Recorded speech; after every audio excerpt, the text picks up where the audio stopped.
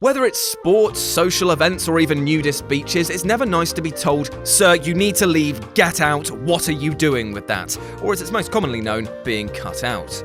Actors have to deal with this all the time, from dodgy directors to poor scripts to general bad behaviour. It's happened to even the biggest and brightest stars. Yet sometimes the reasons behind a departure can be so humorous and odd that they serve as excellent fodder for a mediocre YouTube list. Oh, look at that, what a surprise! With this in mind, I'm the soon-to-be cut Jules from Whatculture.com, and these are 9 actors who were cut out of movies for ridiculous reasons. Number 9. Shailene Woodley's MJ just got in the way. The Amazing Spider-Man 2. So, The Amazing Spider-Man 2 was supposed to have a Mary Jane Watson. The role was cast, the scenes were filmed, and MJ was ready to turn Peter Parker's world upside down. The reason you didn't spot her in the final cut is that because she was apparently chopped from the movie completely. And the logic behind this move is quite embarrassing. Apparently, director Mark Webb wasn't to blame though. It was actually Sony Pictures who were keen to push for as many sequels and spin-off setups as possible, so the filmmaker was forced to give extra screen time to rather pointless villains like Paul Giamatti's Rhino, leaving none for poor old MJ. Number 8. Chris Cooper's performance was too good to be in The Ring. Chris Cooper was cast as a serial killer in the 2002 horror remake The Ring, but was booted from the final cut. His actual crime was being too good. That's right, Cooper actually did himself out of the job by delivering a charismatic cameo as a bespectacled killer, who may have stolen the show if his scenes had remained. The story goes that a test audience found the sheer quality of the star's performance so distracting and questioned why he wasn't given a sizable role. Well, that's what you get when you cast Oscar winners in a pointless horror remake. Number 7. Nobody could believe Paul Rudd as a jerk. Bridesmaid. They say nice guys finish last, which probably explains why Adam Cleary's YouTube comments always begin with, "I'm so early, let me make a joke." And being a nice guy is apparently what caused Paul Rudd to lose his part in the hit comedy Bridesmaids. The Ant-Man star portrayed a douchebag named Dave who takes Kristen Wiig's character on an ice-skating date from hell, but their awkward liaison didn't make it beyond a handful of test screenings.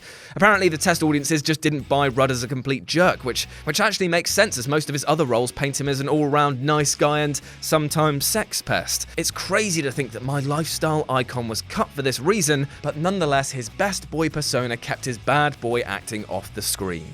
Number 6. Richard Gere was booted off the Lords of Flatbush for spilling mustard on Sly Stallone. Richard Gere and Stallone were cast opposite each other in the 1974 drama The Lords of Flatbush. But tensions arose one lunchtime when Gere, who was apparently eating a rather bloated sandwich, got mustard all over Sly's lap and his once pristine car. It was such a heated incident that Rocky cracked his knuckles, took off his shirt, squared up to Gere, and then went running to the director to cry about it. But it was enough to see Gere kicked off the project. I guess you could say he didn't cut the mustard. Puns, I've got them! Number 5. Stuart Townsend is let go before he even began The Lord of the Rings. Imagine you're about to start a new job. You've told all your friends and family, and then just a few days before you start, you get told you've already been fired. Well, such was the luck of Stuart Townsend, who was informed just one day before he was about to begin playing Aragorn in The Lord of the Rings that he was let go.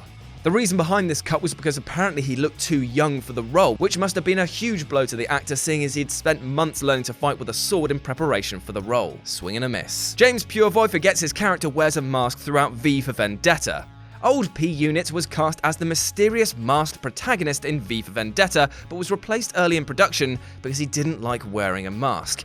Did he even read the screenplay or the original graphic novel for that matter? He was replaced by Hugo Weaving in the film, which went on to critical success. Now, if I was in position, and trust me, in my dungeon, masks are to be worn whenever possible, I would have just sacked up and thought of the paycheck to get me through the rigors of being slightly less visible. Number 3. Ryan Gosling got fat. The Lovely Bones. Ryan Gosling is not what you would ever call fat, yet apparently his method acting got the better of him and he was actually let go from Peter Jackson's adaptation of The Lovely Bones. Now true, he had gained 60 pounds, but it was very strange to see Jackson cut Gosling rather than force him to drop the weight.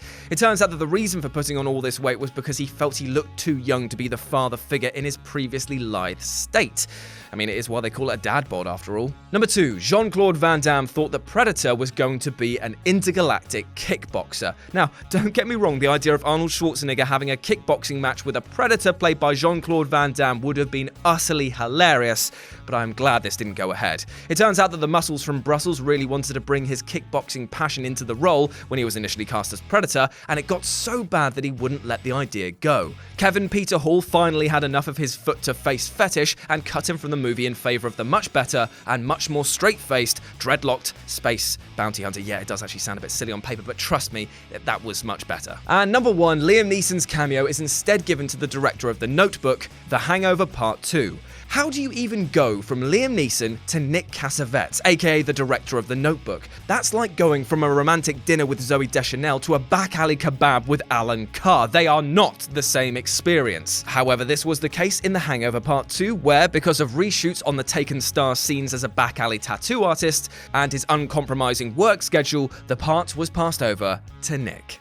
And that's our list. Got any other stars that had their roles cut for weird reasons? Well, let me know about them in the comment section below. And why not swing by Whatculture.com for more news and articles like this every goddamn day. As always, I've been Jules, you've been awesome, and I'll speak to you soon.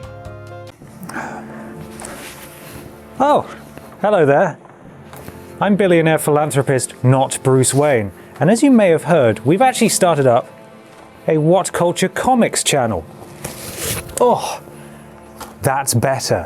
Where you can go for all the comics lists, all the comics news, and all the comics discussion. So go and subscribe to Whatculture Comics for loads of amazing comics coverage.